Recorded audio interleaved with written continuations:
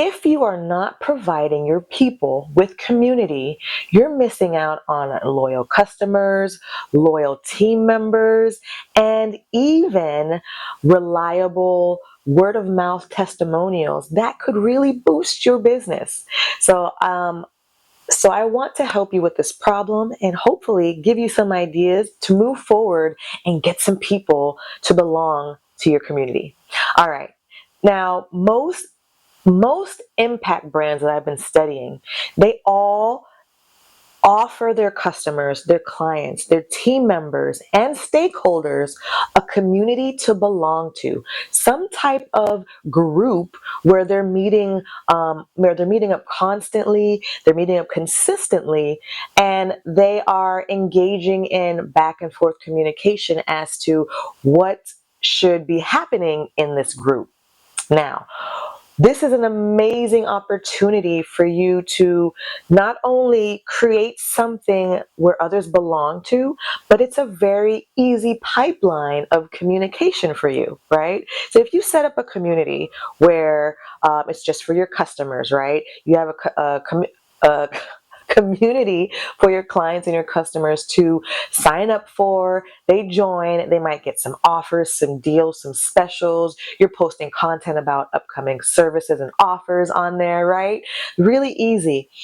This is a really fast and quick way to get information to your customers almost in real time that they can engage with. They can, even then you can link it back to your website. They can go and purchase.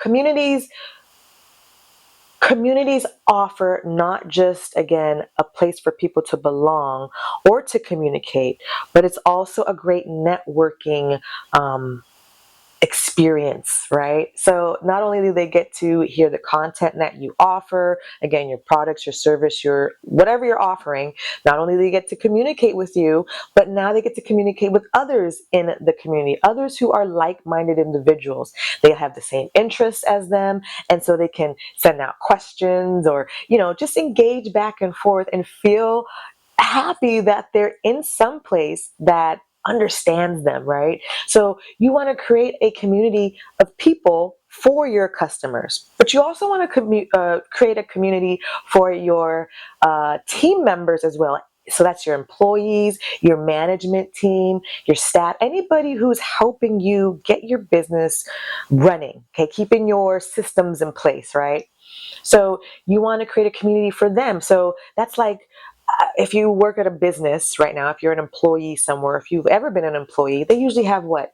Team member meetings, well, maybe once a week or once a month. This is a group activity that's done consistently where, again, you guys are exchanging ideas and communications. You guys are understanding what the whole goal is for the group and what the outcome is that you guys want, right? So that's another form of community. You can also create, a Facebook group or something where people can keep engaging and throwing ideas back and forth. But that's another form of community for your team members, the people, again, who keep your business running, right? Then you want a community for your stakeholders. This, again, might just be maybe behind the scenes talking about what you got coming up so that they feel that they have a insight as to what's going on. If they're investing in your business, in your company, right, you might want to give them some updates. Okay, you don't keep them in the dark. If they're giving you funds or maybe they're exchanging, you guys are bartering services or offers, whatever it is, if they're helping you some kind of way, don't just take what they have and then leave them in the dark. That's not proper business etiquette, right? That's not the right thing to do.